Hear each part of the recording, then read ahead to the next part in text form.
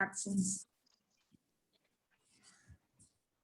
We will be happy to take your questions at the end of the seminar. In case of any questions for our speakers, please put your questions in the chat. I would now like to request Mr. John Ruolngul, Consulate General of India, Hamburg, to give his welcome remarks. Please, sir. Namaskar and good afternoon, everybody. Dr. Rajesh Mishra, President of Shaktya Bremen, respected keynote speakers at today's event, the yoga enthusiasts, members and friends of Shaktya Bremen. It is a matter of great pleasure to celebrate the 7th International Day of Yoga 2021.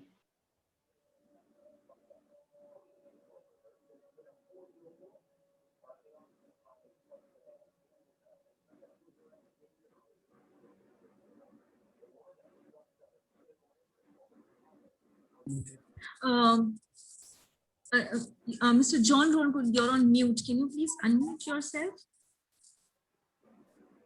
I'm sorry. Yeah. Namaskar and good afternoon, everybody. Dr. Rajesh Mishra, President of Shaktya Bremen, keynote speakers, yoga enthusiasts, members of Shaktya Bremen. It is a matter of great pleasure to celebrate the 7th International Day of Yoga 2021 in the form of this virtual event today. And I'm glad that many of you have taken out the time to be with us at this event, at this program. I'm sure we are all looking forward to hearing from our eminent keynote speakers, but allow me to take just a few minutes of your time. In the present world, yoga is almost universally pursued as a discipline for fitness and health, and has proven to be highly effective as such.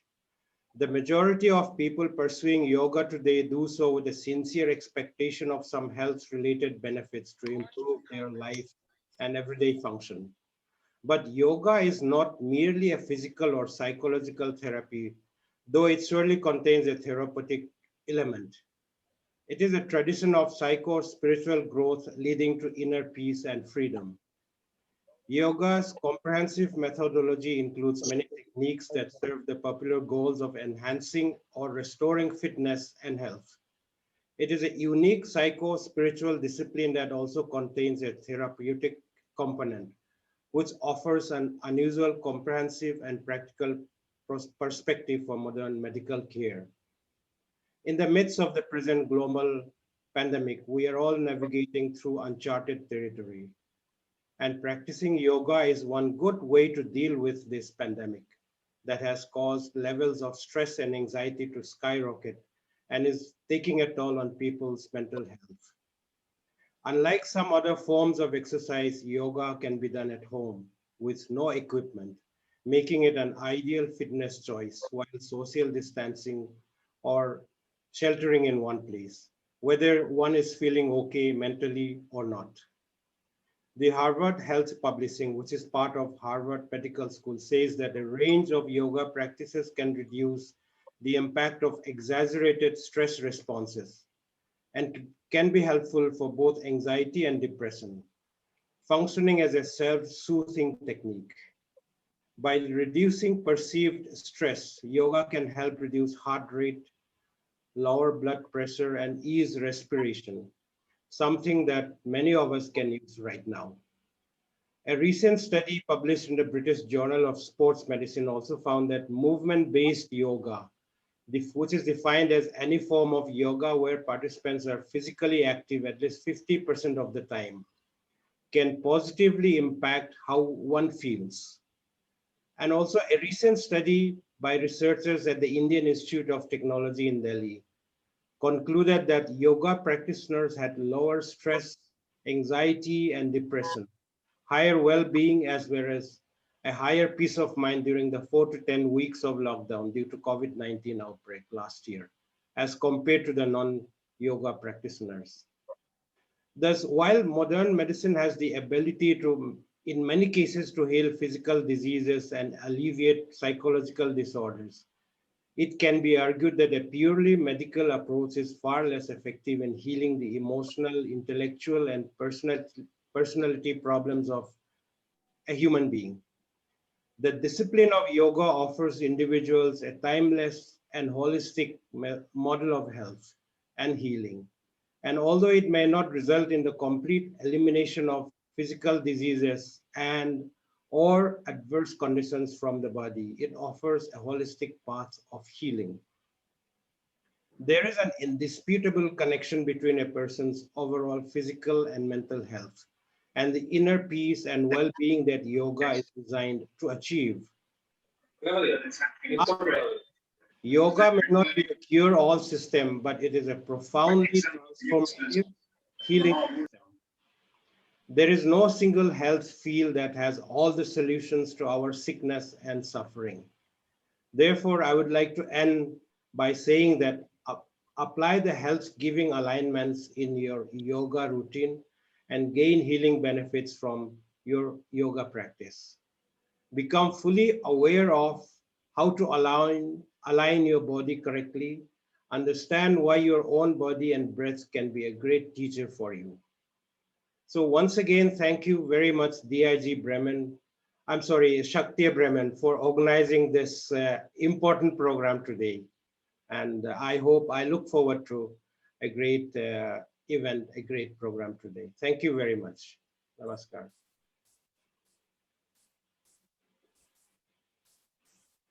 Thank you, Mr. John Ruolngul, for your encouraging words. And I completely agree with you that yoga is an ideal fitness choice. I would now request Mr. Rajesh Mishra, President Shaktya IFAO, for sharing some thoughts. Namaskar, Hariom. Dear our CG sir, our Gurujan, Dr. Nagendra ji, Mahamandeleshwar Swami Suryananda Saraswati ji, Swami Ashokananda ji, Dr. Jivasu, Mr. Sukdev, Bretz, Mr. Vidya. We thanks to all of you for joining this 7th International Day of Yoga, which is organized by Shakti IFAO. Shakti IFAO goal is always bring present India related topics through the expert eyes, so that we will able to learn. And today, we as a yoga aspirant, we as a yoga seeker, got the opportunity to learn from you. So I don't want to take much time. Heartily welcome to all of you. Thank you. Namaste.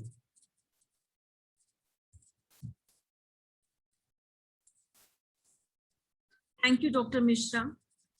We would now like to begin our event. And with this, I invite our first keynote speaker, Dr. HR Nagendra. Dr. HR Nagendra is an Indian mechanical engineer, yoga therapist, academic, writer, and the founder vice chancellor of Swami Vivekananda Yoga Anusadhana Samsthana, a deemed university located in Banglore. He is best known as the personal yoga consultant of Narendra Modi, the Prime Minister of India, and is a recipient of Yoga Shri title from the Ministry of Health and Family Welfare. He has authored 35 books and over 100 research papers on yoga. The Government of India awarded him the 4th highest civilian honor of the Padma Shri in 2016 for his contributions to society. Dr. Nagendra, may I request you to share your thoughts on yoga and health?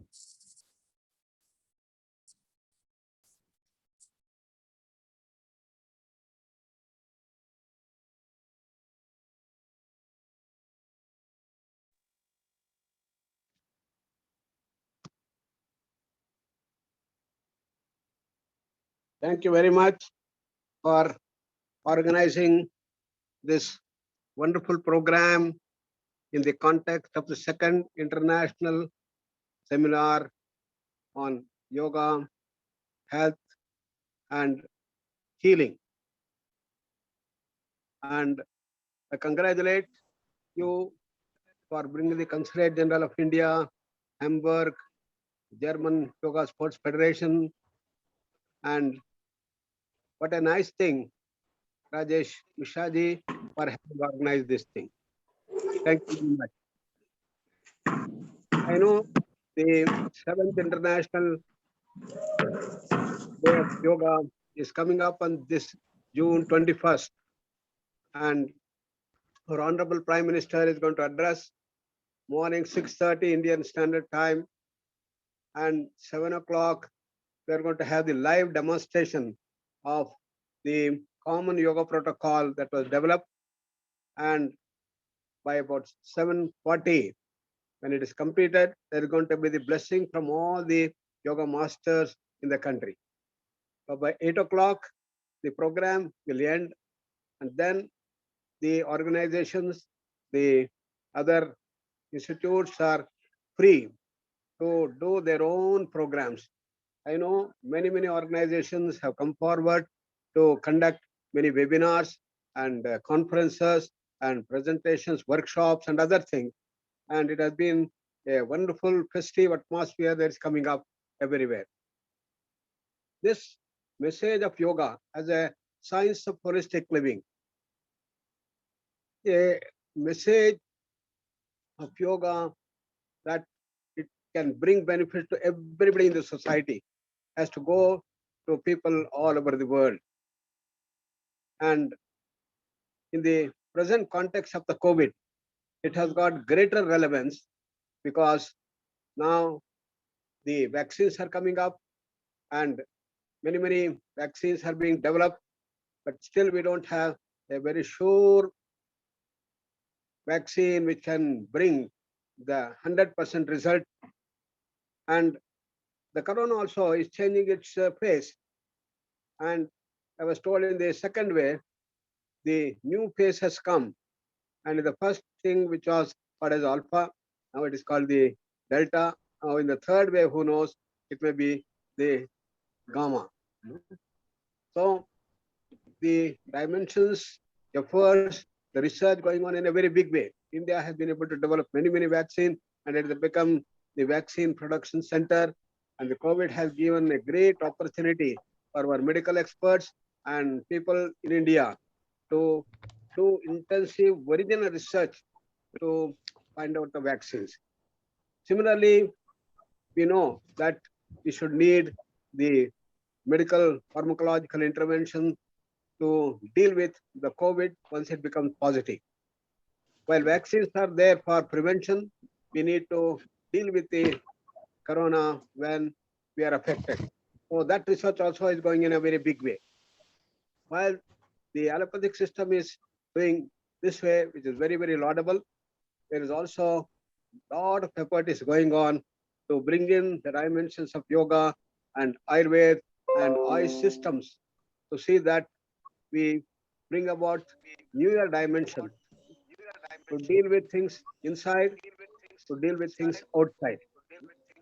So inside, we have to see that our immune system becomes stronger, full of health, vitality and energy.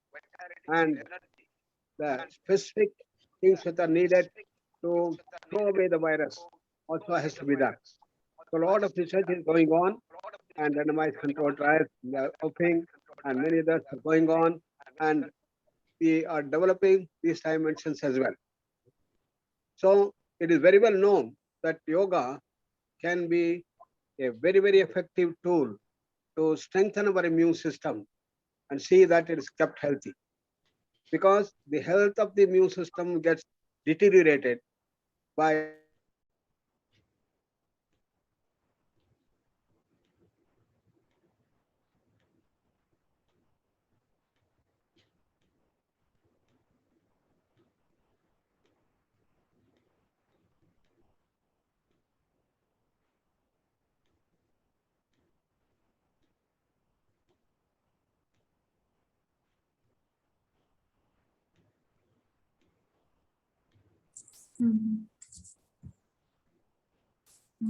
I think there is some internet connectivity issue from Dr. Nagendra's side.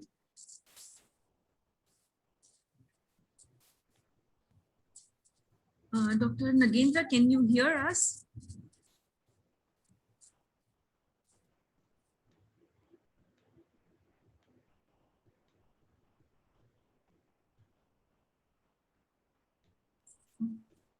Yeah, I think he is no longer in the meeting. So yeah, he's back. So that's great. Yes, there was disconnectivity. Sorry for that. So stress is multidimensional.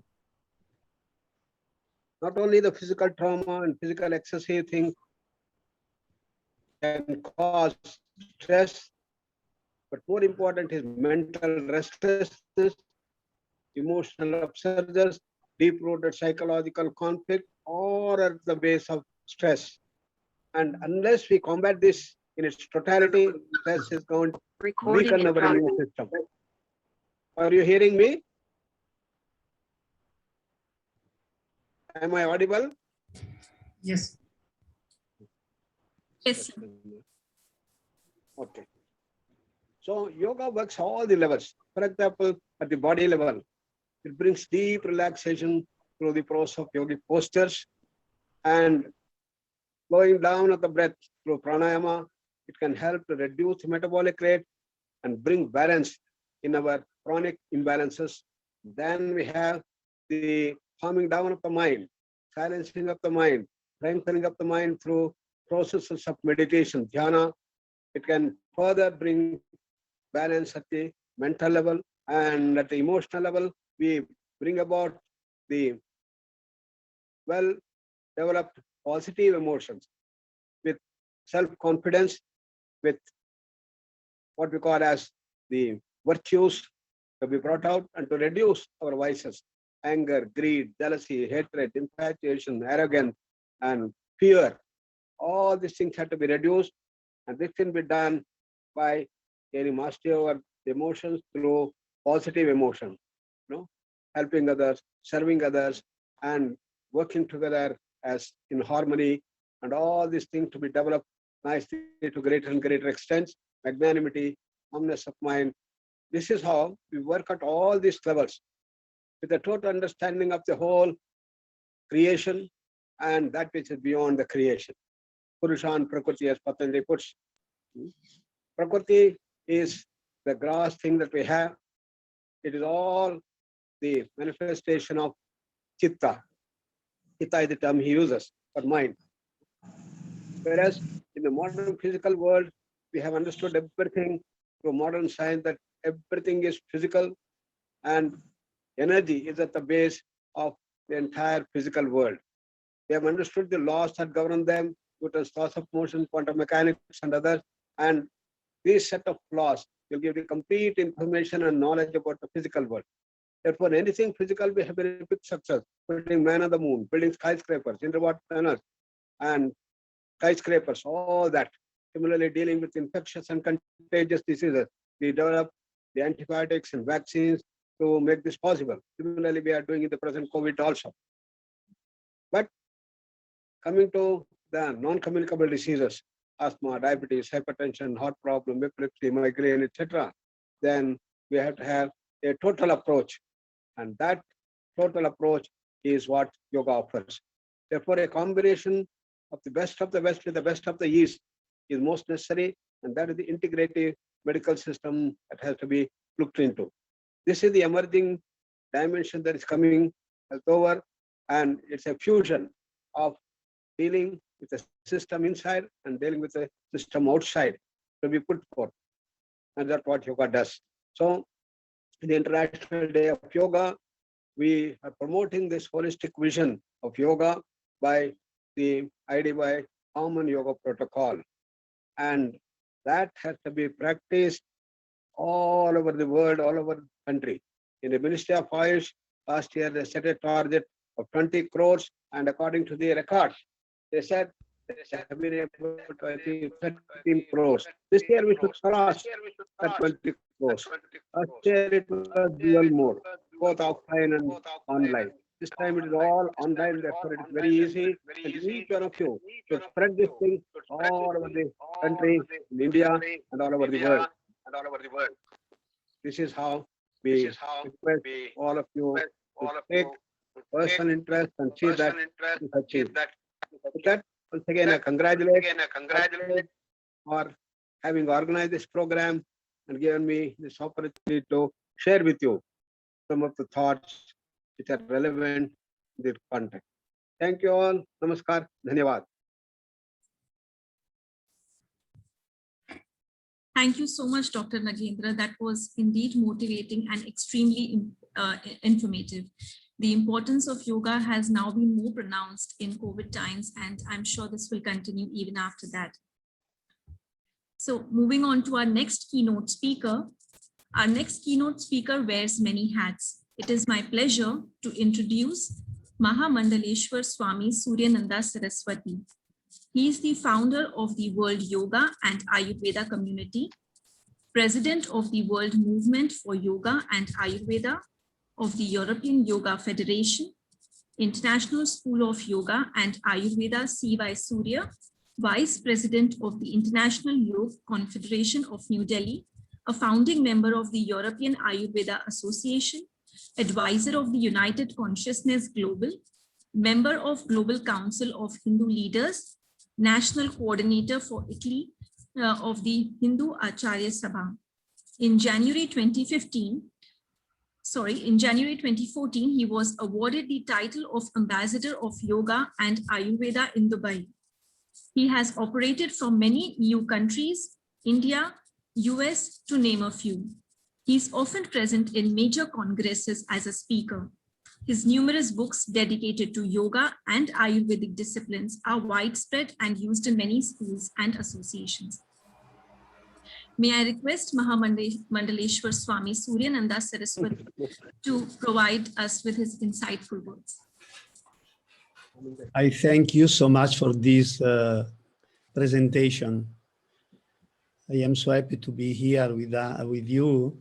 Sorry that I speak in Italian, that I prefer. There is my interpreter here, Amelia Rozzi, can help me. Namaste. Ok. Io il più bello augurio, penso che il più bello augurio che ognuno di noi può oggi rivolgere a se stesso e agli altri. I think that today the best wish that each one of us can address to ourselves today and to others in un giorno mondiale così bello che per me è come un sogno, perché pratico yoga e Ayurveda da 53 anni. And this is such a beautiful day, so important for me that I've been practicing for 52 years yoga and Ayurveda. E che sto con grande soddisfazione vedendo che lo yoga oggi, a differenza di quando ho cominciato io, è entrato in tutte le culture del mondo. And I'm very glad and honored to say and realize that today yoga is entering in every place and cultural background, very different from the period when I started.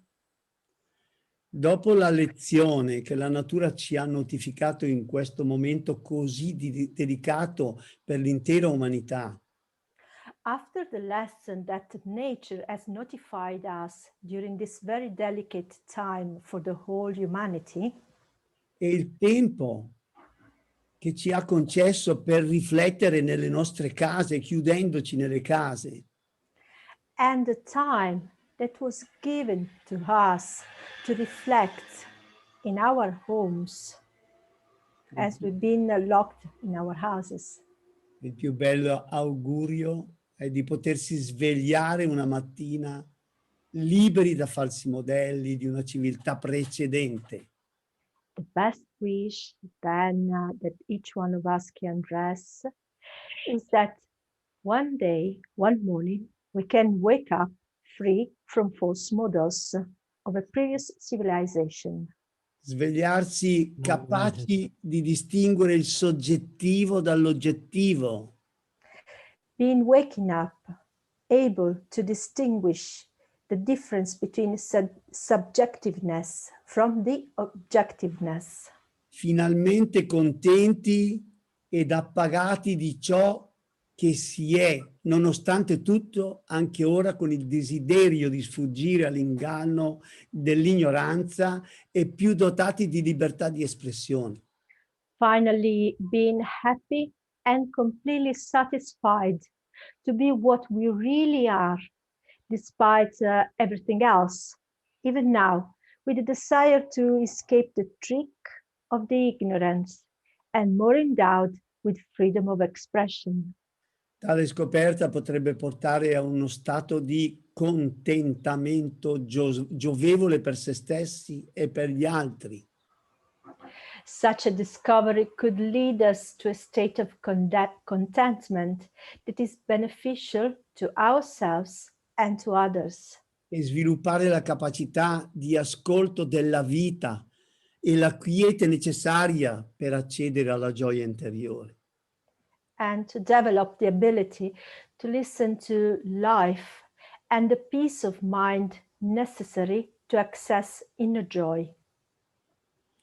Bisogna attuare dentro di sé una vecchia, al tempo stesso nuova rivoluzione basata sulla rinuncia. We must implement within yourself an ancient and at the same time a new revolution based on renunciation. E tra le cose da lasciare indietro per risorgere si deve anche apprendere come ripartire, ritirandosi dalla competizione che non sia quella etica e naturale. And among all things to be left behind in order to rise again to a new life, you also have to learn how to start again by withdrawing from the competition that is not ethical and a natural one. Il nostro futuro obiettivo per dar vita a una vera risurrezione anche nella salute personale potrebbe essere di tornare nell'essere e non nell'apparire, recuperando la vera esistenza.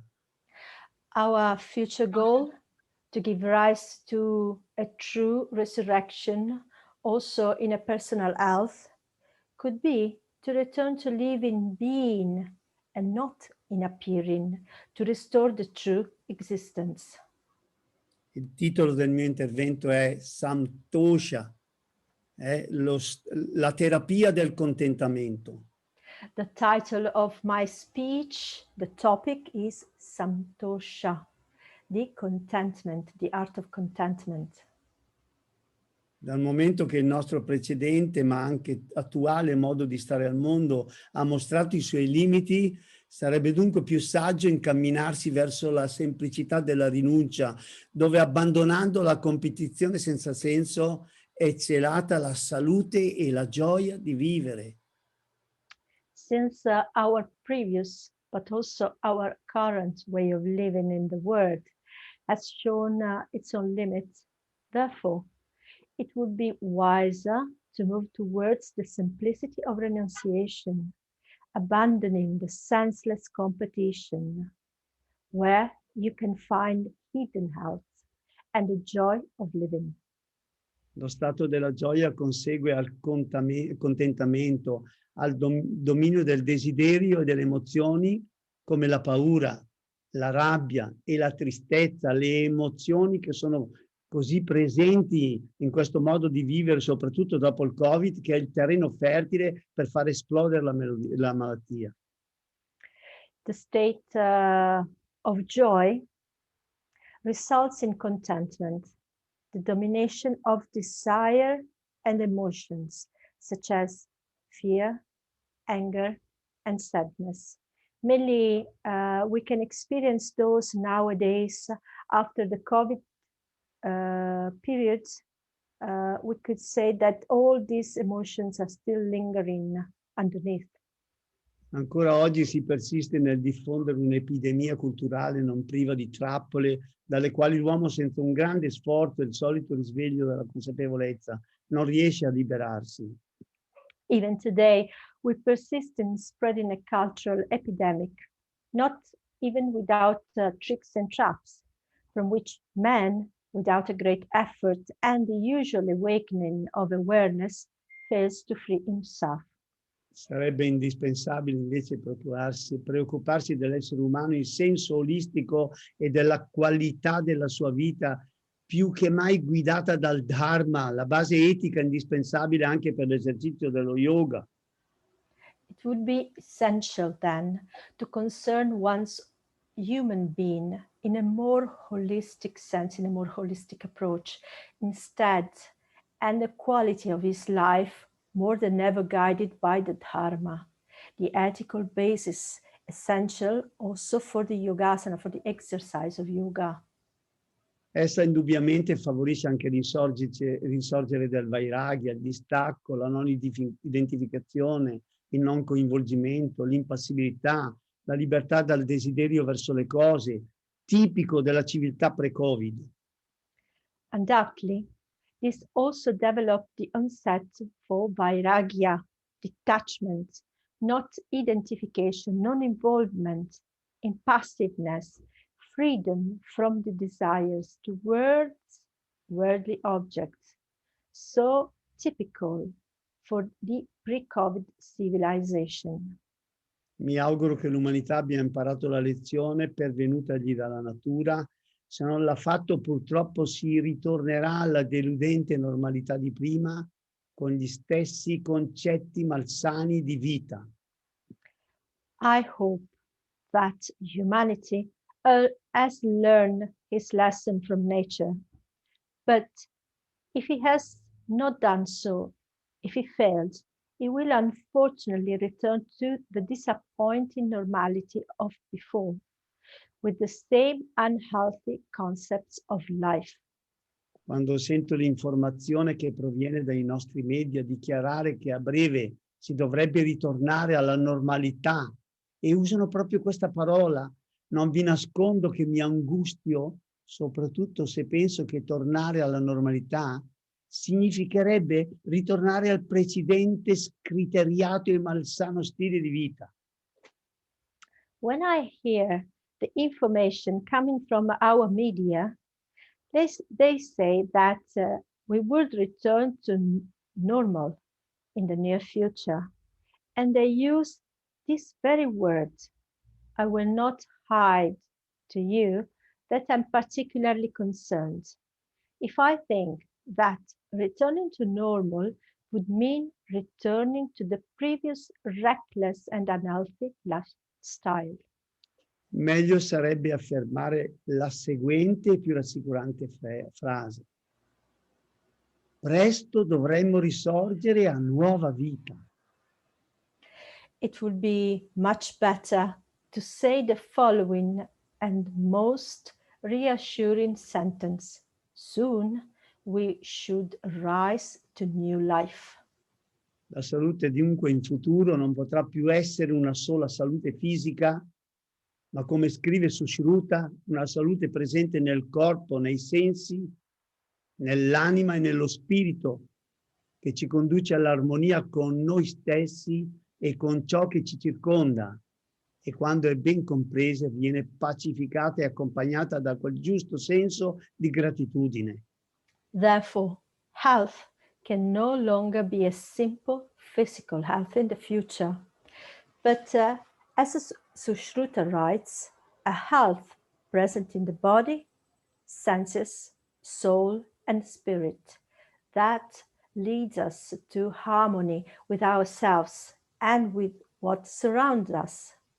And when it is well understood, is pacified and accompanied by that right sense of gratitude.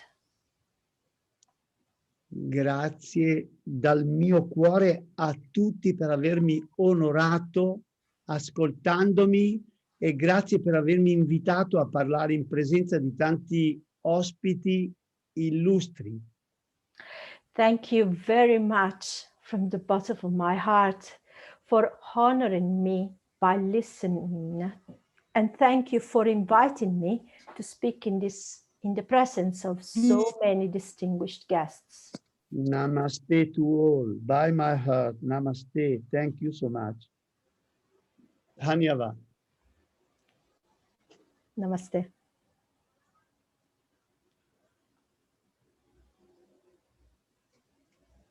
Thank you so much.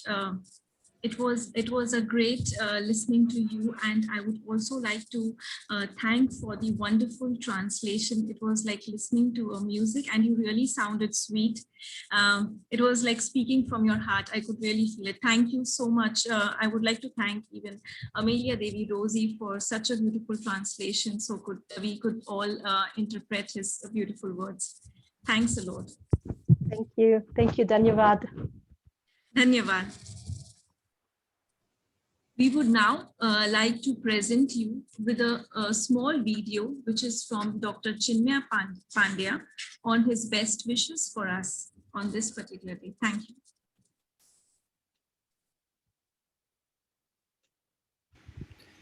Pronouns to everyone. Chair of this incredible event, Honorable Dr. Rajesh Mishra, who, apart from being a very strong and affectionate member of All World Gayatri Parivar, is also one of the most learned and respected yoga teachers of Germany. So Dr. Mishra and all the distinguished dignitaries, good afternoon to all of you and my respectful pronouns from India.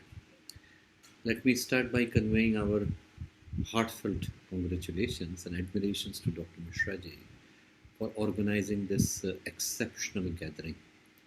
Many of the listeners may know that his esteemed institution have got a very strong collaboration with our university. And on this International Day of Yoga, I reiterate our desire and dedication to work together.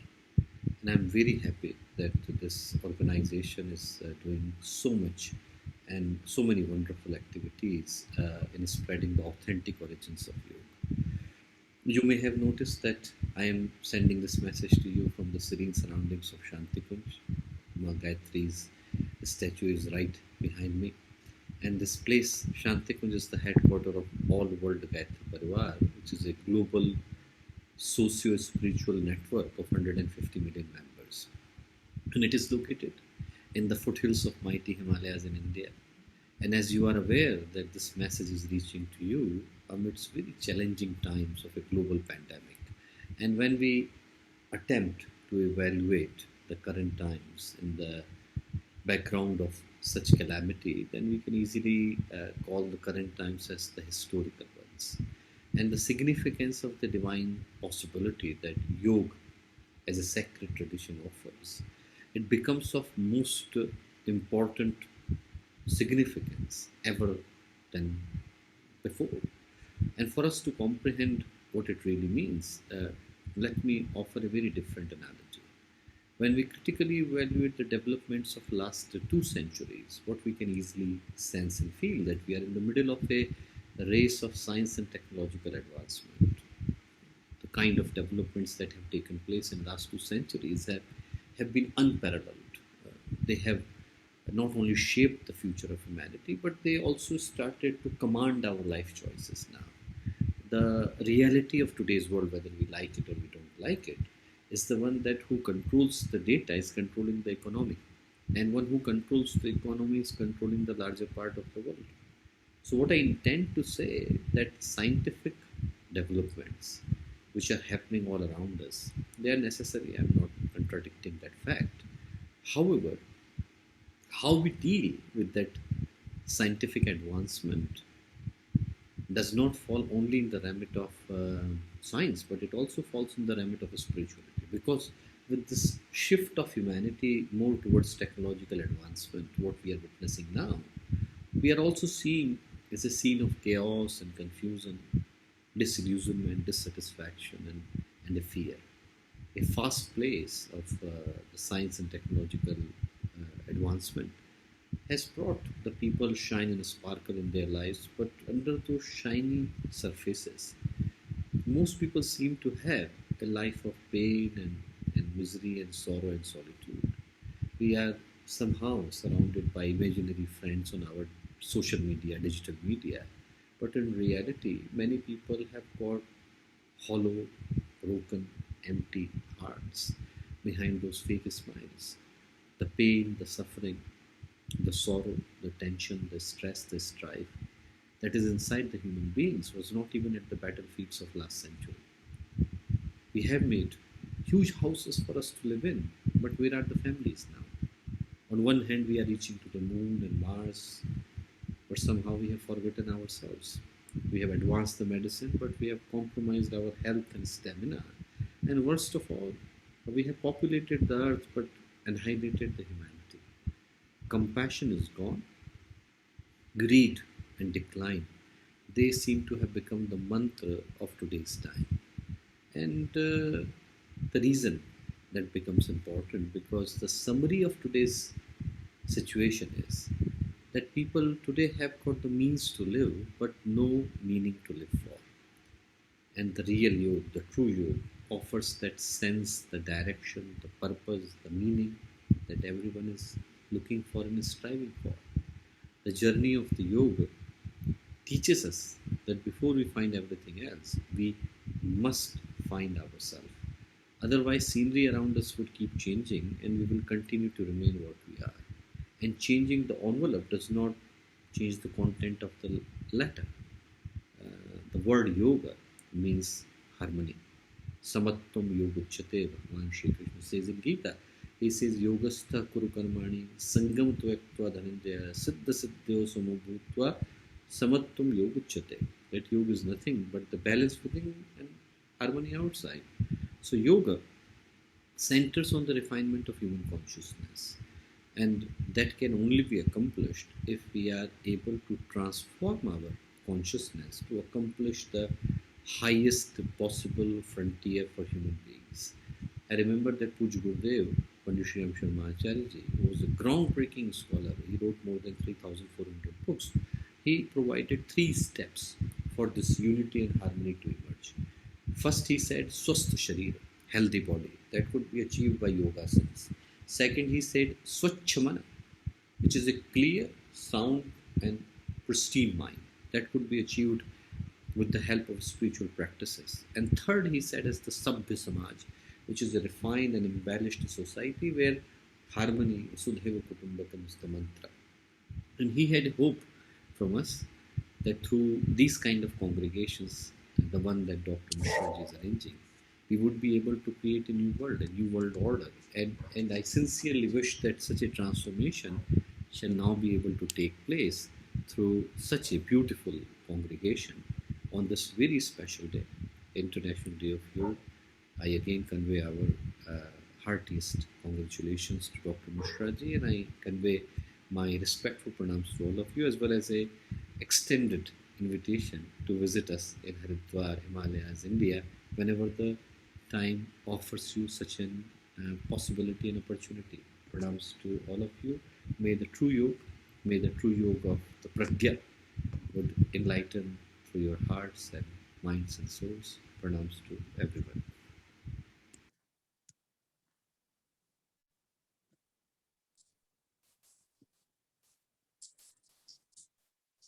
That were surely some great words of wisdom shared by Dr. Chinmaya Pandya. It was really great to hear him. Our next 2 speakers, Swami Ashokananda and Dr. York Hansweber, should be able to join us shortly. In the meantime, we would like to introduce our next speaker, Dr. Jivasu. Dr. Jivasu is an Indian physician who is living in Canada. Along with his wife, Karen, a Canadian doctor, he served in the remote villages of the Indian Himalayas for 11 years. Later, he studied acupuncture in Sri Lanka and Canada and integrative medicine at Harvard Medical School. Dr. Jivasu's techniques are called Naturality, which explores the scientific and biological basis of energy, consciousness, health, and spirituality. He experienced the awakening of his body and coined the term somatofulness to explain the process.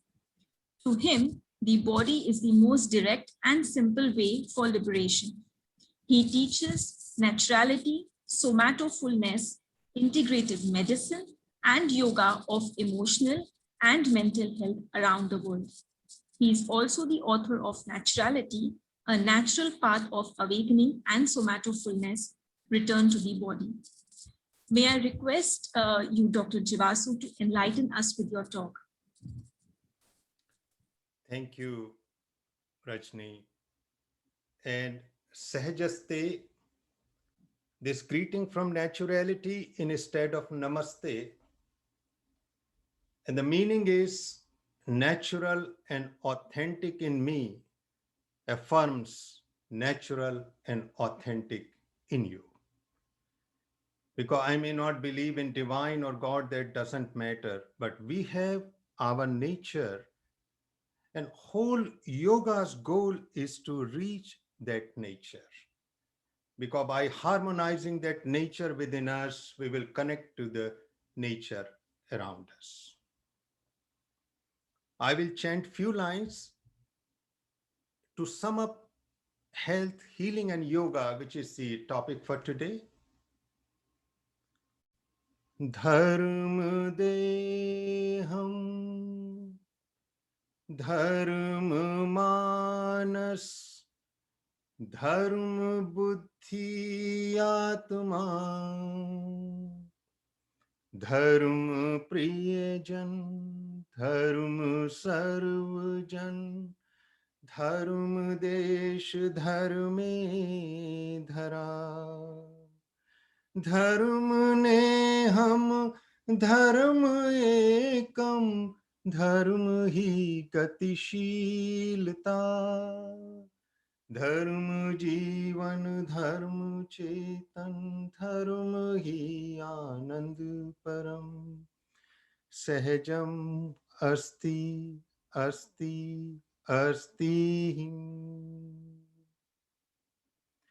Meaning, right care of my body, feelings, thoughts, and soul, right care of my family, community, country, and earth. Let that right care come from the sense of oneness, love, and movement. And let that right care bring me the bliss of conscious existence. I affirm this, I affirm this, I affirm this in my naturality, naturalness. The emergence of what I teach, somatofulness, comes from the yogic background.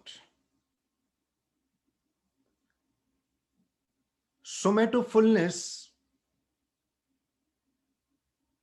is neither purely physical nor metaphysical, because whatever is happening in our world, the materialistic development, the science and technology, we will never go back.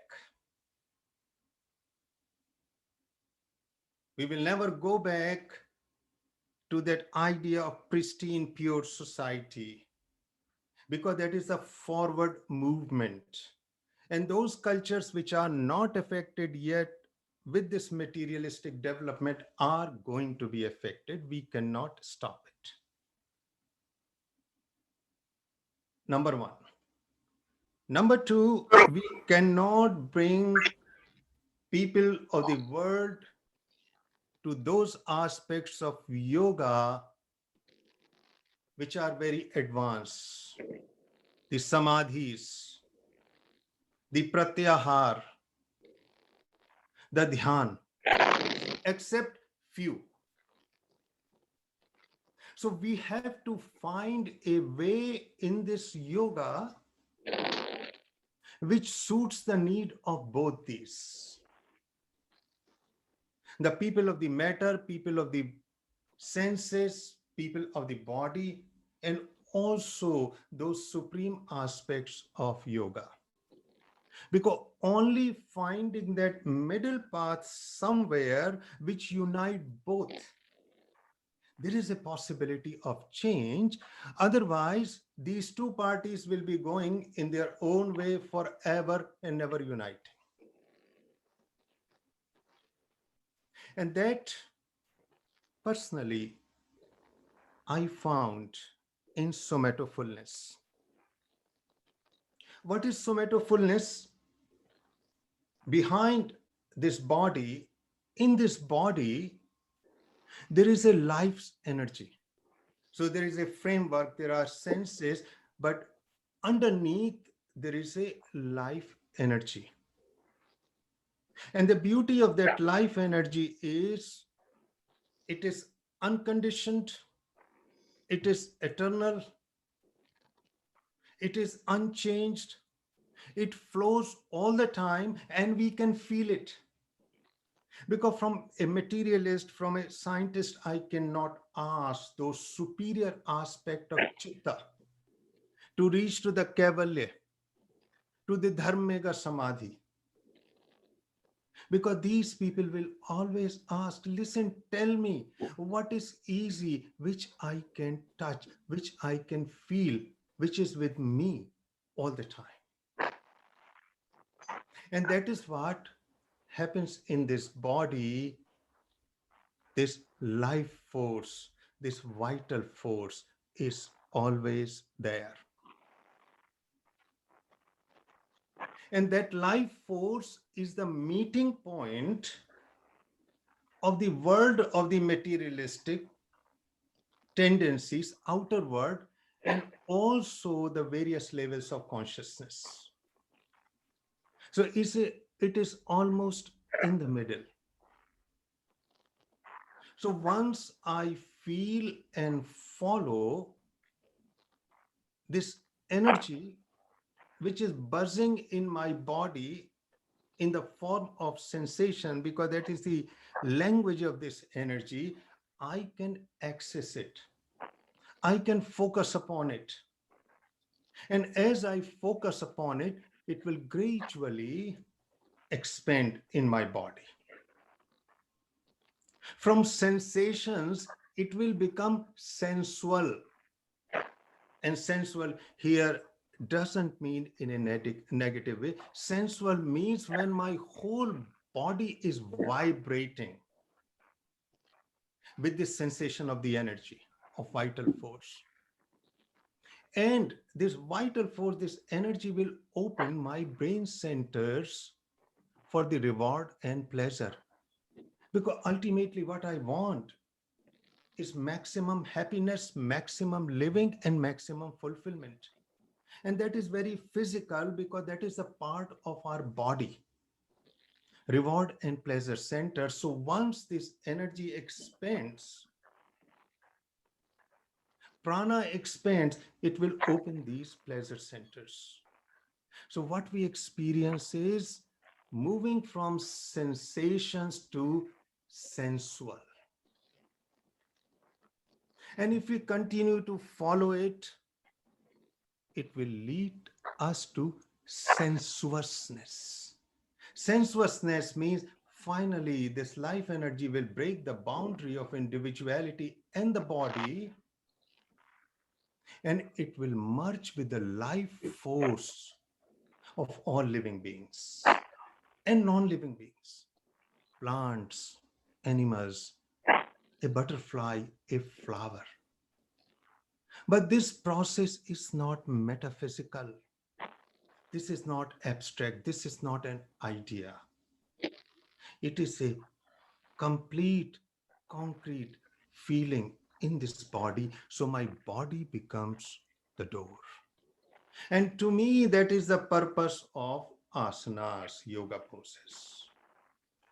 Yoga pose is to open the door in my body to access this fully. And in fact, Om, which is mentioned by Patanjali in Yoga Sutra, is nothing else but vibration of this vital force in my body. But it is only partially available to me. So that is the whole process of somatofulness. So if we really want to bring the health and healing in yoga, we have to focus on this energy, because all healing without exception happens through energy. If energy is not there in the person, we cannot heal either physically or mentally, because our emotions and thoughts, they don't have energy. They depend on this vital energy, which we access. And the beauty is we can access it so easily, but because materialist focused on the external and the spiritualist focused on something metaphysical, this vital energy was ignored.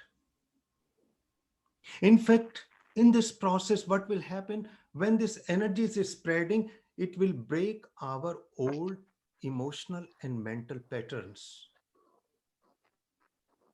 It will be like a flood washing away everything, healing.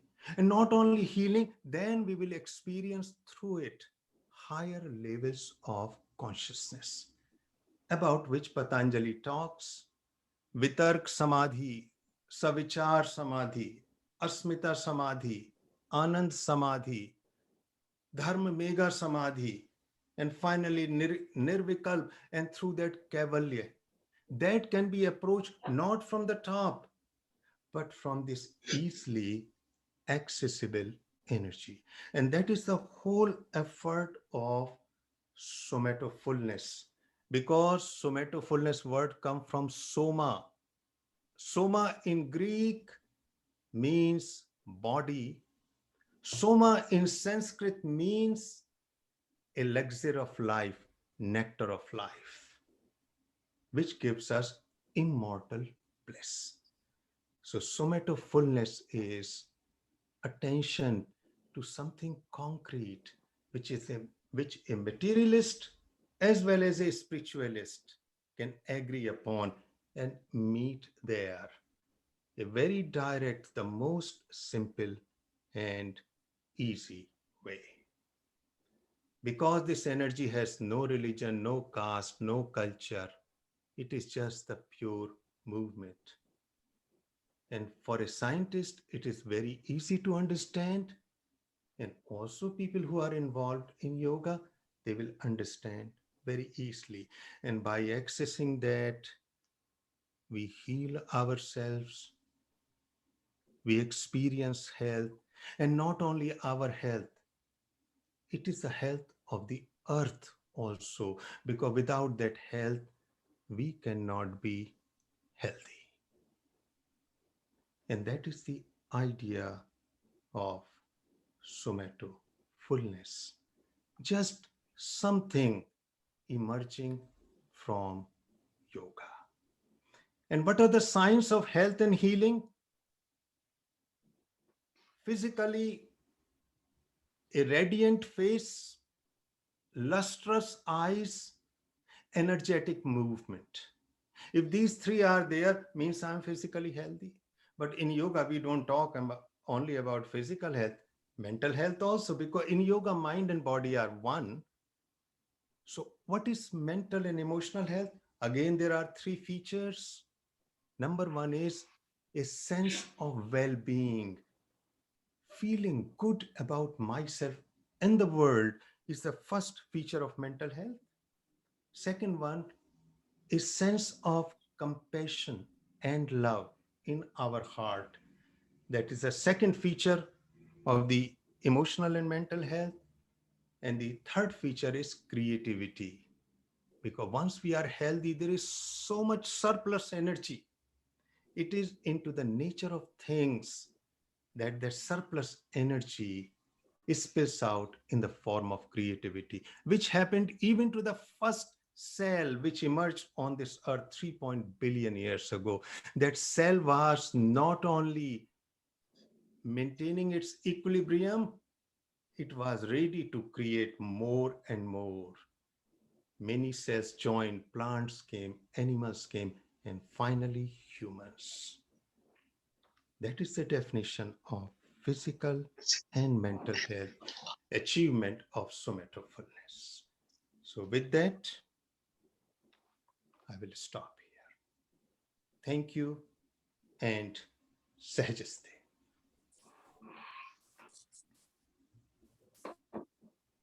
Thank you so much, Dr. Jivasu. That was really inspirational, and for explaining us the process of somatofulness. I was personally very keen to know about this, and I'm really happy to having heard you and to understand this process more in detail, and that you took us through how this is an amalgamation of not only physical, but also mental and emotional health. Thank you so much for your time. And I'm sure you would be here for the question and answer session we have at the end. Yes, thank you. Okay. So now we move on to our next speaker, Swami Ashokananda. Swami Ashokananda is a monk since 1975.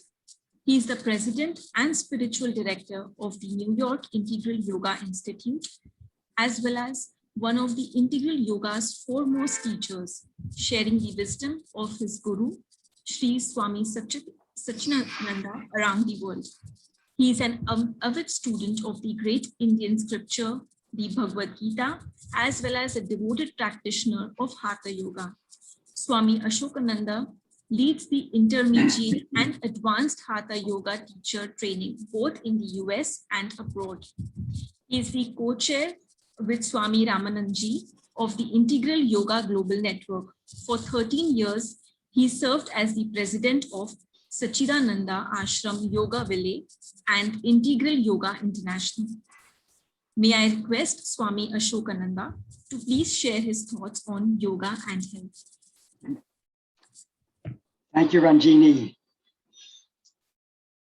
After that beautiful talk by the doctor, let's pause for a moment. Maybe let's take a slow, deep breath.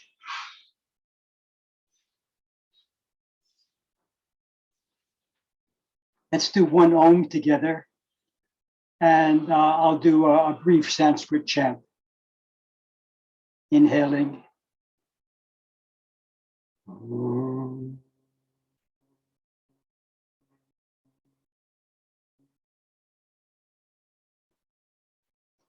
Omkaram bindu samyuktam nityam jayanti yoginaha kamadam mokshadam chaiva omkaraya namo namaha. Om shanti shanti shanti.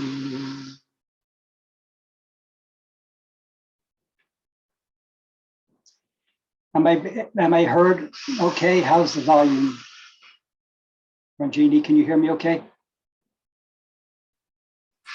Okay, Yes, good. perfect. Okay, good.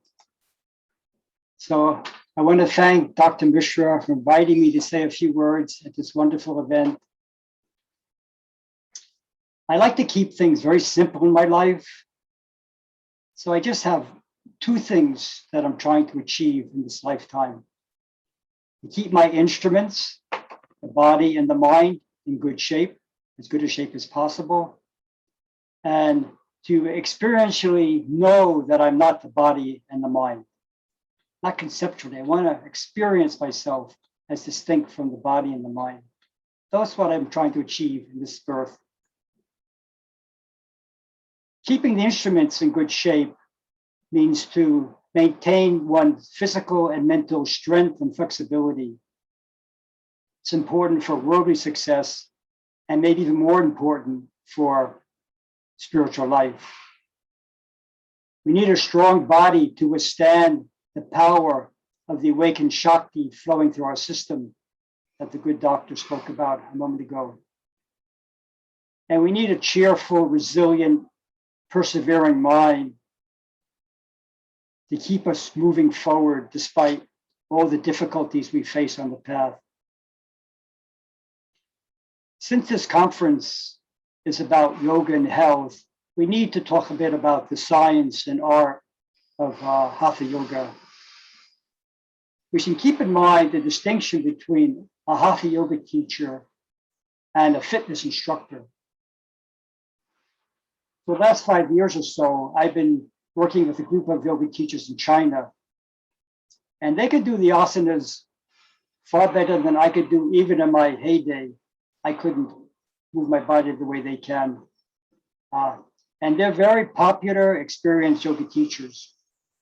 But recently they said to me, we were so proud of our knowledge and skill in teaching yoga.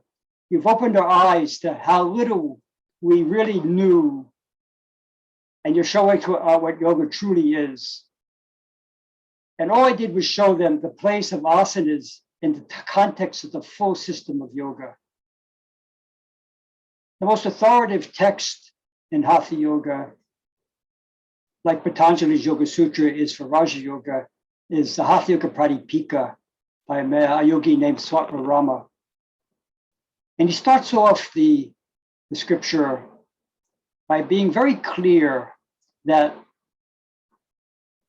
asana and pranayama, which makes up Hatha Yoga, are important limbs in this 8-limb system or Ashtanga Yoga system. But he also says that these 2 limbs are not to be practiced outside of the full scope of Raja Yoga. The purpose of these 2 limbs is to help us to attain the goal of Raja Yoga, which is Chitta Vritti Nirodha, to help the mind to become quiescent. So he's very emphatic about these 2 limbs not standing on their own. You need the 2 limbs prior to the 3rd and 4th limb, and you need the 4 limbs after the 3rd and 4th limb. If you don't have yama niyama and an asana pranayama, and if you don't have dharana, pratyahara, dharana, dhyana, samadhi, people still call it yoga, they're practicing yoga, but probably Swaparama wouldn't call it that. Something around physical fitness, maybe, not yoga. Physical fitness is good, but let's not confuse it with yoga. If we really are practicing Hatha Yoga as a part of the holistic system of yoga, then as our practice progresses, we'll find ourselves getting less attached to the physical body, less identified with the physical body. We love the body, we take care of it, but it's not me. For example, my guru, Swami Satyananda, would say, when was the last time you thought about your big toe? Probably haven't given it much thought lately. Unless there's some problem there, your mind is going to go to your big toe. And it's the same with the whole body. If the whole body isn't giving us a problem, our mind won't get latched onto the body. It'll be moved to a higher level. I do see how the yoga postures and the pranayama have helped me to improve my physical health greatly. I had very bad asthma growing up. I wasn't very physically strong. Hatha Yoga really did a wonderful thing for me. But I could also see that no matter how good a shape I keep my body in, if I'm identified with it, then I'm greatly limiting who I really am.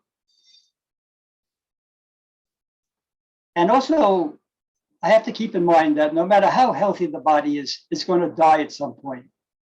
As the doctor mentioned, the spirit never dies, but the body will. And as I discover through my practice that I'm less and less identified as the body, I simultaneously discover that other people aren't their bodies either. And when I no longer identify people as their bodies, I can see them as people. I don't think anything disrupts a relationship more than treating someone as a physical object. On the other hand, nothing will deepen a relationship than the real concern that we have for the person's welfare when we're not identifying them as their body jackets that they wear. And I find that as my practice deepens, even a more astonishing experiential discovery awakens, that I'm not the mind either. Every painful thing in our life can be traced back to identifying ourselves as the mind, or the voice in our head. The mind is made up of these conditioned tendencies called samskaras. They distort our perception. They pre-program us to react in certain ways. I think I came into this life with a samskara that gravitated me toward worry. And my guru seemed to pick up on it. I as a pre-monastic, my name was Swami, was Brother Vivekan. So I thought when I became a Swami, I'd become the great Swami Vivekananda. But as he was giving out names, there were 27 of us who took sannyas picture. He gave someone else the name, Swami Vivekananda. So I'm wondering, what's my name going to be? And he had to say, Swami Ashokananda. I said, what? What's that? I wasn't very happy with my sannyas name. But I think my guru nailed it. You know, shoka, worry or sorrow, anxiety, ashoka, free from, the bliss, ananda, the bliss of being free from. And he really hit me on that samskara that was affecting my life. I learned to really love my name. So my mind can still fall into anxiety and sadness, but I find that the sting is less and less as I make headway in experience myself as something distinct from my mind. And, you know, I've always been kind of a disciplined person, tries really hard, but I've come to discover that the headway of separating myself from the thoughts, I'm not going to be able to do through willpower alone. I need to depend on God and Guru to help me. I need to surrender in some way my ego structure if I'm going to achieve that. And that's the beautiful part of the Indian tradition of following a spiritual lineage. It's becoming more and more rare in the yoga world. I hope you folks can still hold on to a lineage. We always want to have the highest regard and gratitude for our teacher, the teachings, and the Sangha, and want to stay connected to them as a source of support. So I'm so happy that you formed this organization in Germany. I wasn't aware of it until Dr. Mishra introduced me to it, especially since you're having left your homeland in a new country. It's so important that you stay connected to your roots. So it's my wish that this organization flourish and bring light to many, many souls. So to wrap it up, in conclusion, I would say, keep your body and mind in good shape. Those are the instruments that the Spirit's going to function through. To help you do that, practice your asanas and pranayama as 2 of the 8 limbs, and make sure you're practicing the other limbs of yoga. See that these practices help you to distinguish between the body and mind and the spirit, the real you.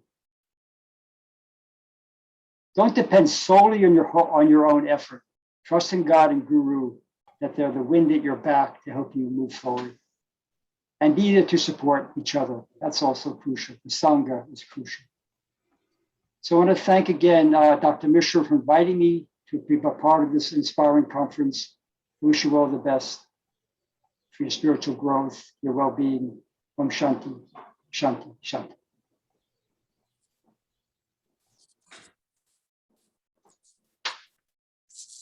Thank you so much for presenting us with an enlightening talk. I'm sure this will go a long way in understanding the benefits of yoga in health and as a holistic life. Thank you so much. Thank you so much for inviting me. What a beautiful conference. Om Shanti. Om Shanti.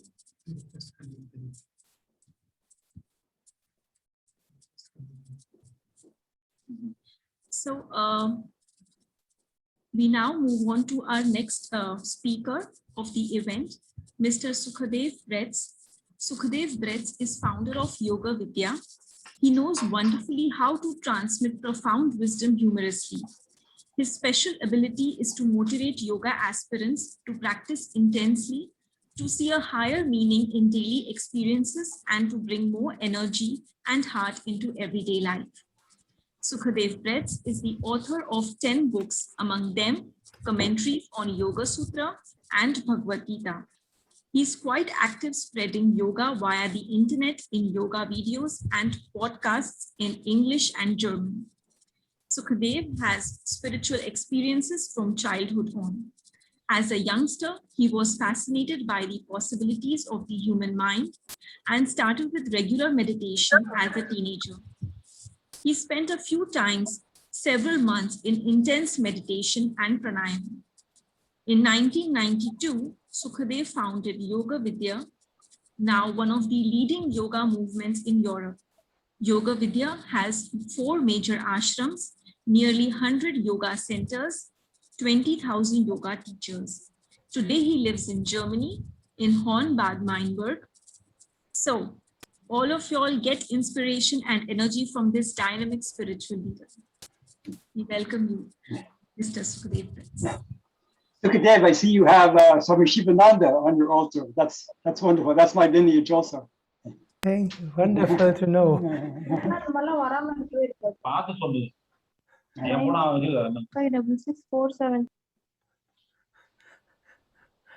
Om Namah Shivaya, Hari Om Namaskar. Thank you for this wonderful introduction.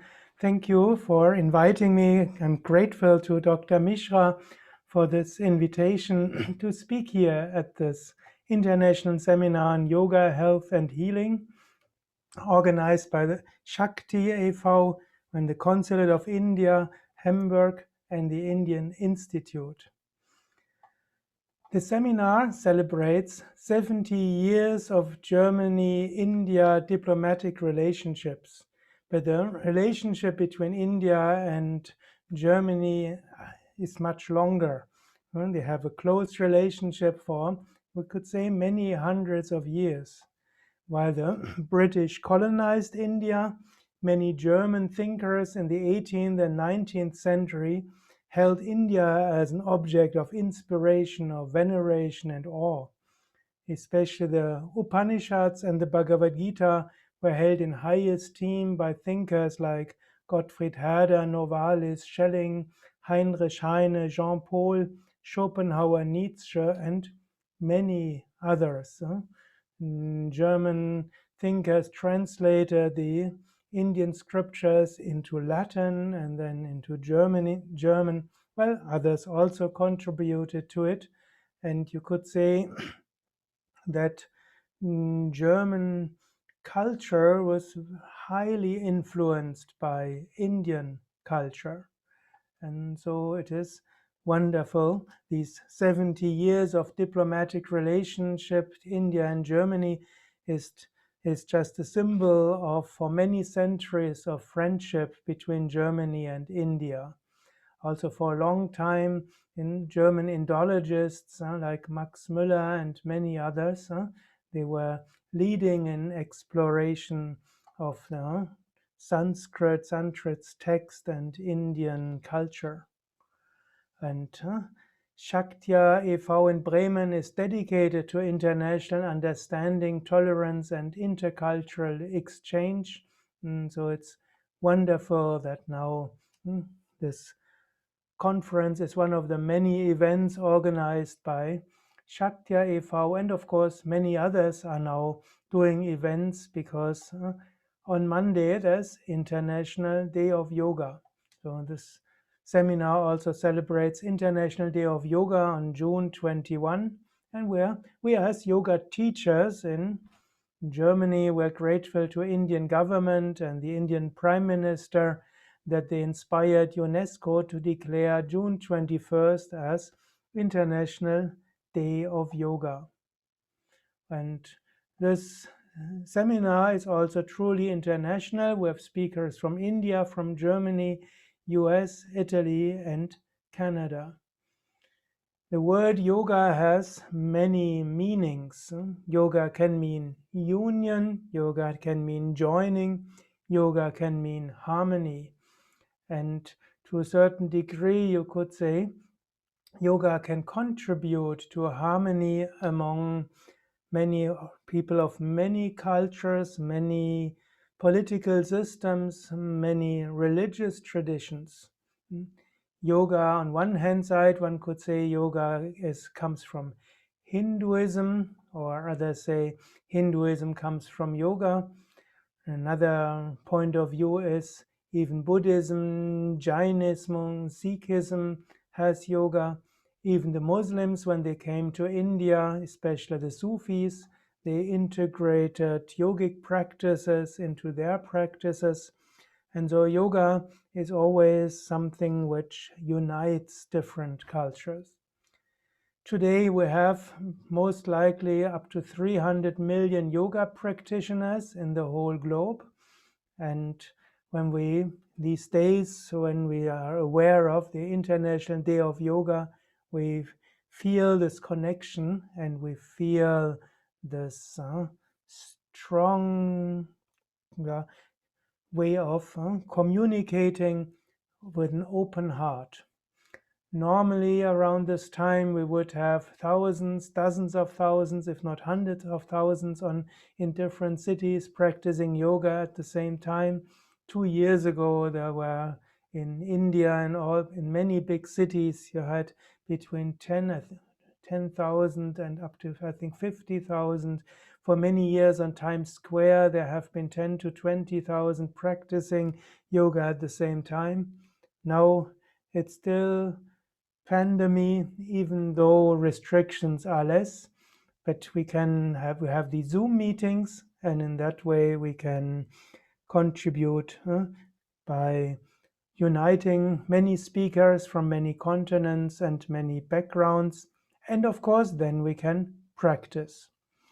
I personally am giving a meditation teacher training course right now, at the same time online and offline, so a few are present, a few others are there with Zoom, and so this has become a way of life, and in all that we feel connected. Ancient yogis felt the connection just via telepathy, being together with the mind. Today we have Zoom, plus we can move physically, plus we have this connectedness with heart and the thought power. The theme of this seminar is, as far as I read it, yoga, health, healing, yoga, health and healing. Yoga, of course, has many aspects. Yoga is for health, yoga is for personality development, and yoga, of course, is also a spiritual practice. When we see yoga for health, we can already say, health also has different aspects. You could say, first of all, you can contribute so that your body and mind will be healthy. Secondly, you can heal diseases, that is yoga therapy. And thirdly, of course, health is not forever. At some point, one becomes old, some diseases can strike, and in the end, one leaves this physical body. The ancient yogis, of course, believed in the immortality of the soul, believed when you die, you leave the physical body, and then either you merge with the Supreme or you reincarnate again. Yoga can contribute to all. It's first of all important to practice yoga. When you practice yoga, then you do something for your health, you do something for your well-being. Then if you have diseases, then it's important that you have some nice background music. When we have certain physical problems, then there's yoga therapy. You can practice specialized kriyas, meaning purification exercises. You can practice specialized pranayama. You can practice special ways of asanas, and so on. So with yoga therapy, you can even heal diseases. And the third part is yoga can help you to recognize what is your true nature. And when one recognizes the true nature, and then many tensions disappear. Many tensions come from fears, come from anger, from somehow a feeling of missing, lacking something. But when you know in the depth of my being, I am a spiritual being connected with the divine, then nothing can hurt you so easily and you have less tensions, and even if the body dies one day, it doesn't really matter. Today you have many different yoga traditions, as you're surely aware, and I see there are many Indians also here, and Western mind has a specific way to, what did you say, to change yoga and to be creative and create this yoga style and that yoga style and so on. And one can be more critical about it, or you could say, yoga has always been adapting to whatever happens in a civilization.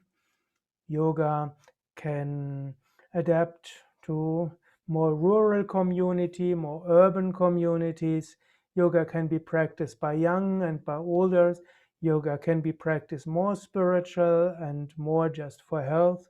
And yoga can also take different forms. And my personal observation is, even if students practice yoga, which deviates quite a lot from the classical texts, after sometimes they become interested and they want to know what is really behind yoga, and then they go deeper. And today in the West, the health parts of yoga are mostly practiced like asanas, which remove the tensions, which let the energies flow in the body, which helps to become aware of body and that which is in the body.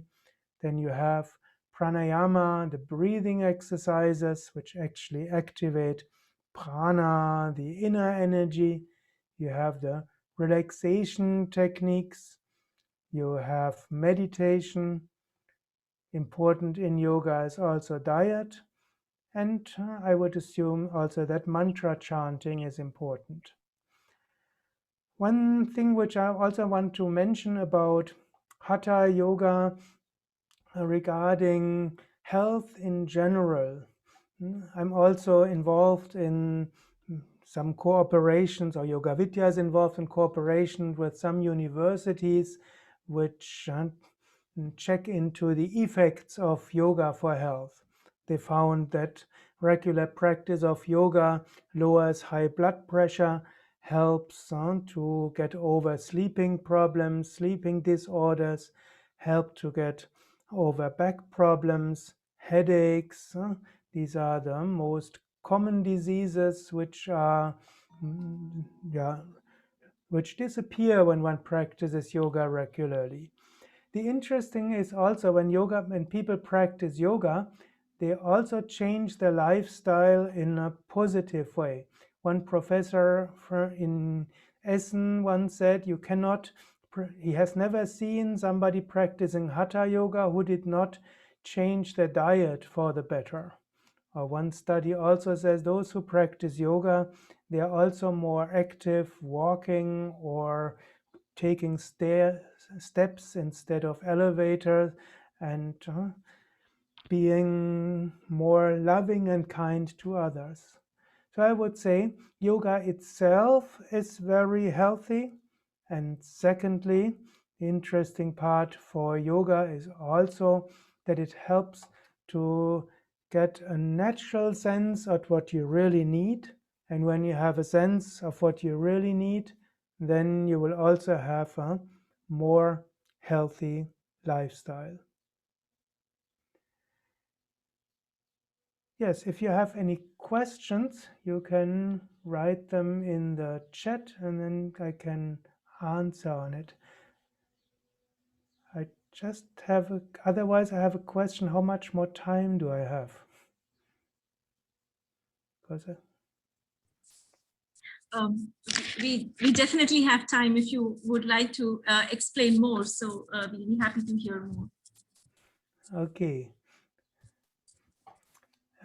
I want to maybe mention there is like when you take Hatha Yoga, it's of course I now could talk about the stretching and so on, but Hatha Yoga is also a practice of awareness, and we have Yoga Sutra. We have in the Yoga Sutra of Patanjali, in the 3rd chapter, we have the so-called samyama.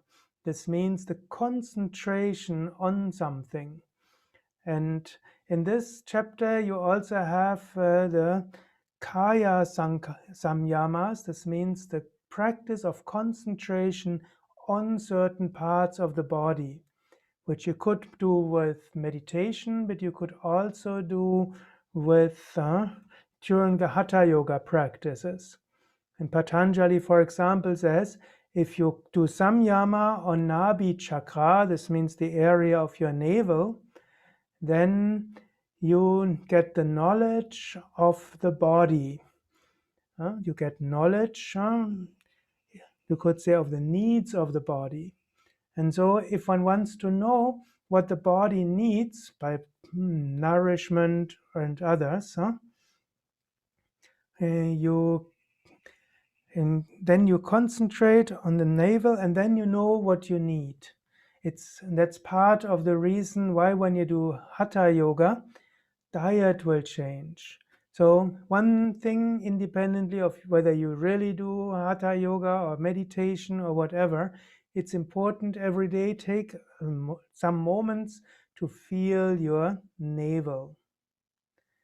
Then he says, by concentrating on your heart, Rit chakra, you understand the nature of the mind, the nature of your own mind and the mind of others. You could also say, of course, when you go into your heart, you feel love and you feel joy.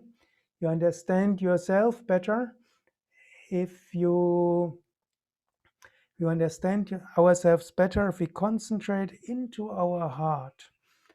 And concentrating into our heart means love and joy. When you every day go for a few minutes into your heart, then you have that understanding of yourself, and then it's easy to understand others. Also got the questions, can we get something about pratyahara? Pratyahara means retreat of senses and mind inside. In Hatha Yoga, you would say pratyahara is the deep relaxation technique. By doing the deep relaxation technique, you remove your mind and your senses and your energy away from outside. You go to inside and you find some inner peace. Of course, pratyahara is also the ability to pull your mind back from the senses whenever you want, but in a Hatha Yoga sense, it means deep relaxation. And when you are capable, for example, to go into your heart and feel joy and peace in yourself, then it's always easy to come away from external problems and tensions. Then Patanjali also says, by concentrating on your throat, Kanta Kupa, hunger and thirst disappear. Maybe that could help against overweight, but it's not just physical hunger and thirst. Some people have an inner restlessness and they are greedy, they don't know what they want. There's just always a feeling, I need more. If one concentrates on the throat, then one gets more contentment and one feels more at ease and harmony. Another concentration technique is on Kurumanadi. Patanjali says by concentrating on Kurumanadi, you get steadiness. Now, there are two explanations what is Kurumanadi. Some say Kurumanadi is in your spine and it's the Sushumna where the 7 chakras are. Others say it's like where the sternum is. Both are areas when you concentrate there, then you get some steadiness and quietness. It's also a problem of our time that many people are restless and they don't know why. By concentrating either on the spine or on your sternum, or maybe on both, then you get some inner strength and steadiness. Kanchan asked then a question, what practices we should practice for pratyahara? Well, we have in yoga, we have deep relaxation techniques or yoga nidra. That is excellent practice for pratyahara. So if you look for deep relaxation technique or final relaxation or yoga nidra, it's part of a typical yoga class. That's the easiest start for pratyahara. Or the exercise, the concentration techniques which I just mentioned, they are also pratyahara techniques. Just one last technique would be, or there's another question. Should I continue or next speaker coming? Yes, I can take the questions which are on the chat, maybe from the other speakers as well, and then we can continue again with the Q&A if that's okay with you. Okay, so one more question, that is there a yoga equivalent of the Buddhist practice of mindfulness which lets us to non-judgmentally accept ourselves? Yes, definitely. What is called in Buddhist practice mindfulness, in yoga it's called Sakyabhava. This means the attitude of a witness, which we already find in the Upanishads, so it's actually older than the Buddhist texts. It's basically, you can, in Hatha Yoga, you have the body scan, you go through your body, you have breathing observation, this means you observe your breath. So these techniques, which are today called Buddhist practices, they are Buddhist practices, but they are also ancient yoga techniques. Thank you so much. Thank you so much, Sukdev. It was really nice to hear you, and you touched upon so many topics and already answered questions from the audiences. Thanks a lot. Thank you very much, and thank you for inviting me. And it's wonderful. I've heard about Shaktya e.V. by some of our Indian guests here who also come from Germany. And it's wonderful now finally to see you and be with you, even though it's in internet and Zoom, but it's wonderful that I can be here with you. Thank you so much. It's nice to hear from you. Thanks a lot. So we now move on to the question and answer session. Some of the questions have also come up from the audiences for Swami Suryananda first, and the participant would like to know how yoga community leads to improve the yoga teacher professional health. Maestro, l'audio? Traducimi un po' per favore. Allora, ti è arrivata una domanda: come può lo yoga nella pratica quotidiana incrementare l'insegnamento dello yoga? Certo, incrementare l'insegnamento dello yoga, come diceva Gandhi, la mia vita è un esempio, per cui essendo noi di esempio agli altri, un po' l'opinione la influenziamo, ma solo così è un modo sano di influenzare. Senza predicare, noi col nostro esempio possiamo cambiare davvero la società. As Gandhi used to say that my life is an example. So means that us as a teacher, as yoga practitioners, through our examples, we can influence people, we can bring to people ideas and so on, but not just speaking about, but through our own examples, through our own life examples. È il modo migliore e più onesto e più rispettoso verso gli altri per far conoscere la nostra disciplina. Cioè, quando tu osservi una persona si comporta bene, è etico e la cosa è convincente di per sé. It's an ethical way to bring to know this discipline, the yoga. So when people, they see what your life is, how you behave in an ethical way, then you become an example. Absolutely. I'm sure the participants have benefited and have really enjoyed this. We move on to our next question. That is for Swami Ashokananda. The question is how Yama and Niyama helps in therapy.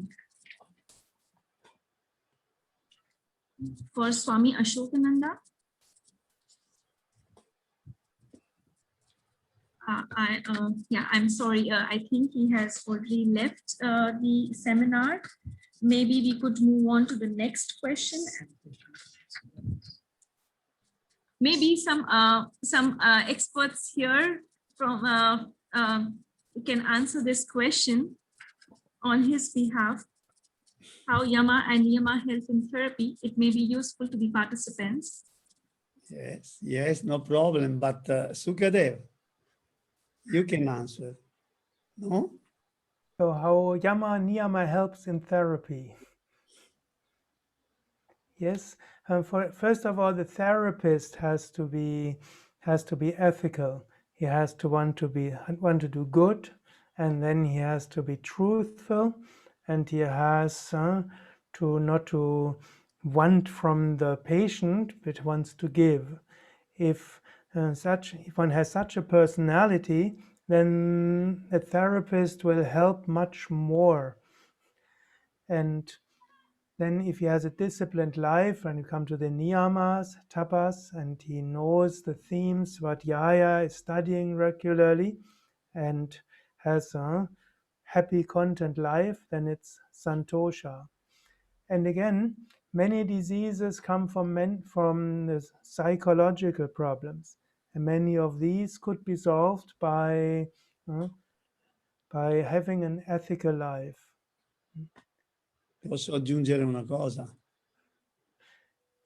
May I add something else? I Yama Niyama non sono soltanto delle regole rigide, sono proprio dei consigli di salute, di come si fa a stare bene nella vita. Yama Niyama are not just the strict rules, are like two borders that they keep us steady in a healthy and happy life. Quando mi siedo a tavola, la non violenza la posso rispettare anche lì, per esempio, verso me stesso. Cioè i Yama Niyama sono anche verso me stesso, non violenza. Avere, per esempio, abbracciare la moderazione. Gli Yama e Niyama ti aiutano ad abbracciare la moderazione, l'equilibrio. For instance, when I sit to a table just in front of my meal, I can use non-violence and respect even while I'm sitting on a table.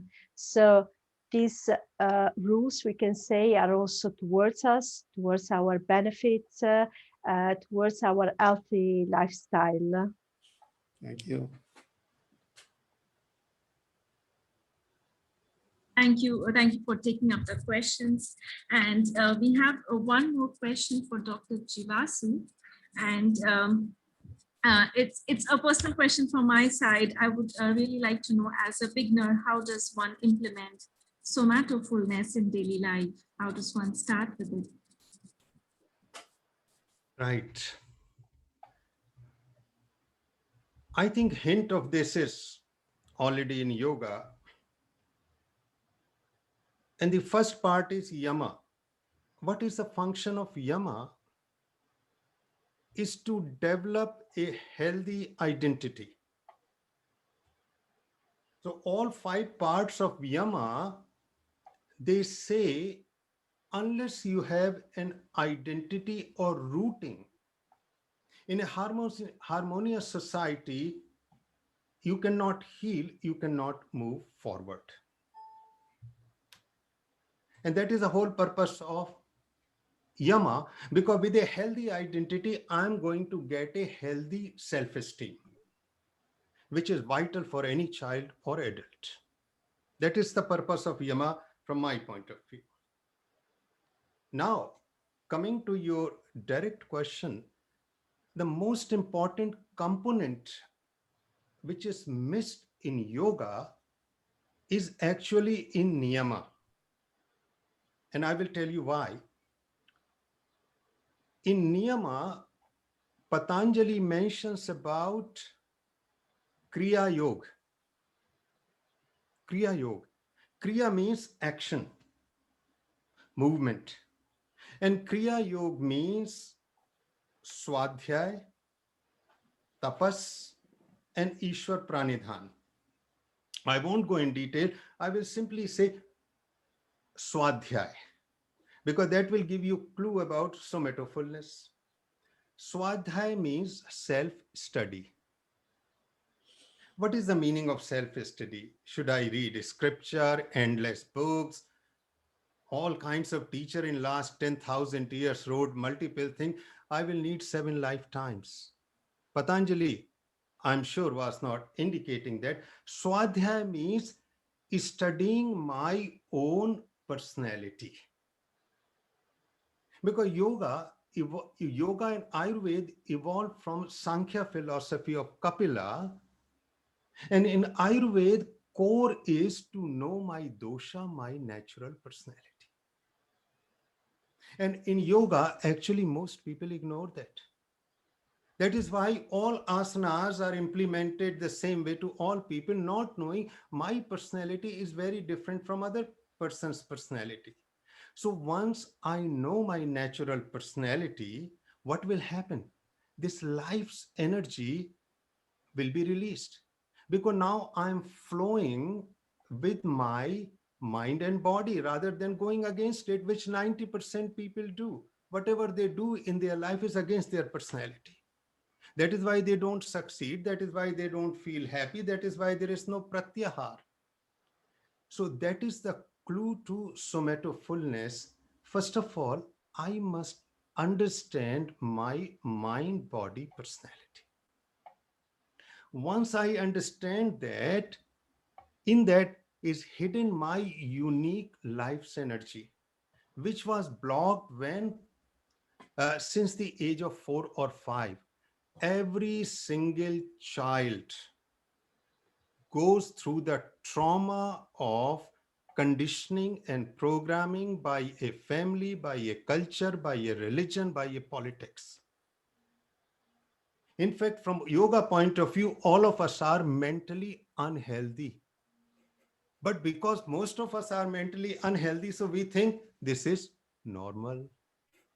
J. Krishnamurti was very clear about it. So the clue to this is knowing my own personality, swadhyay, and out of that will come tapas. Tapas means literally heat. But this is not, I'm trying to create a physical heat, means passion, that energy for life. Because now I know myself, that energy is released. Now I'm passionate about life, thrilled about the life, excitement about the life, so I can move forward. So that is foremost important, because more than 90% people don't know about their mind-body personality. Once they know, this energy is releasing, and now there are practices. Because what we do in yoga, physical yoga, it is not appropriate for most people. because there are a lot of asanas, body is not flexible, it is very new. That is why we create a naturality yoga for somatofulness, in which you can become a yoga teacher in 2 hours. You can actually become in 1 hour, but 1 hour I explain the biology, psychology, energetics, how it works on my brain, on my spinal cord, on my immune system, because body is your teacher. So whenever you are doing any pose, you are doing according to your body. There is no question of injury. Once you are following your body, what will happen? More and more energy is going to be released. You are feeling those sensations in the body. Now your meditation is focused on that. So there is no other meditation except feeling and focusing on that life energy. And by paying attention, what you will do, this life energy will expand. Eventually, it will fill your whole body. Your whole body will be vibrating like a sound box, like a tuning fork. This is the music of life. I call it this life energy. And you know what is the nature of it? Buzzing of the bees, a hum, which we call Om. Om is always present in the body. It is a primal vibration of life. Once you are at that point, you need not to worry, because now energy will take over and guide you. So we start with 2 things to summarize. Number 1, knowing your personality, which is very easy. In all our programs, we do it. And number 2, there is a set of practice, 3 practice: naturality yoga, some breathing exercise, and meditation on this life's energy, which is always present, which is always physical. You can feel it so clearly. But of course, in fragmented form in the beginning. And once you proceed with this, it will expand, and eventually this life's energy will guide you, and you will be breaking all your past pattern, trauma, memories, which we accumulate, anger, guilt, sorrow. This energy will be washing away, and we will become more and more free to experience higher levels of consciousness. But through this energy, through this somatofulness, through this body. And as I mentioned, once this energy runs through my brain, what happens? There is a whole bar, a tavern, which nature created. It has the most precious wine ever created in our universe, which we call Soma in Vedas. Now you have a whole tavern available, you become a drunkard. You become an alcoholic, a drunkard of life. More you drink, more you are awake. More you drink, more you become wholeness. And precisely all health and healing happens there. But of course, this is not the end, because then you go beyond it, beyond mind and body, into that higher dimension, but I won't talk about it. So that is how we can start knowing personality and practice. Thank you so much, Dr. Jivasu. That was a perfect answer that I was looking for, and I think the other participants would also completely agree. More important is to know your personality and move your body according to your personality. I completely agree on that. That's right. Thank you. Thank you so much. And I would also like to thank other speakers for answering the questions from the participants. And before we move on, may I request also from Mr. John Ruolngul, the Consul General, if he would like to say some words on International Yoga Day. Yeah, thank you very much. It's been a very interesting discussion. I think we have all learned a lot from our eminent speakers. So thank you again for organizing this wonderful program. I would also just like to say that 21st of June is International Day of Yoga. As we all know, it's the 7th time we are going to celebrate this. But unfortunately, because of the current situation, the Consulate, we will be celebrating it online. So I would ask all of you who are present here to please tune you can just go to our social media. We will be having a live program on Zoom, on Facebook, as well as our YouTube channel. So I would request you to please tune in. We will be starting at 11. And we are tentatively having a program which will last only about 1 hour. So I invite all of you to please join us in celebrating this wonderful International Day of Yoga on the 21st of June. That is at 11, from 11 to 12. So once again, thank you very much, Shaktya, for organizing this program. And I know we are also having a program tomorrow, and I greatly look forward to finally meeting you all in person. Yeah, thank you very much. Namaste. Thank you. Namaste. Thank you, Mr. John Ruolngul. And to now, we are coming to an end for this event. And with this, I would request Mr. Sanjay Tambe, President, Indian Institute IFAO Munich, to provide his closing remarks. Thank you, and namaste to all. Namaste to everyone who was here today. I know a few of you personally, so I'm with a great pleasure I could listen to the seminar today. Sukdev ji, Swami Suryananda Saraswati ji, and to see orators and big speakers like Dr. Jivasu, and I would say also from India we had a participation which I did not expect. So it was fantastic to see this versatile happening here in the midst of the yoga week, I would say. I just reached here in India today morning, so I'm a little tired. I'm sorry for that. I practiced a lot of yam and niyam on the flight. So I was wearing a mask for almost 12 hours. And I was trying to breathe in and breathe out very deeply, which was a little difficult because of the mask. And I practiced almost, very disciplined yoga while flying to India.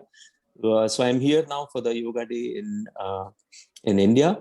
And I'm very happy to see the developments which have come up in Germany, that a lot of people are coming together, which is also a basic principle of yoga, bringing and uniting people of like-mindedness, same thought principles. So I see that it's a nice family which is coming together, the yoga family, which is bringing us together this yoga day. Thanks to the Consulate General of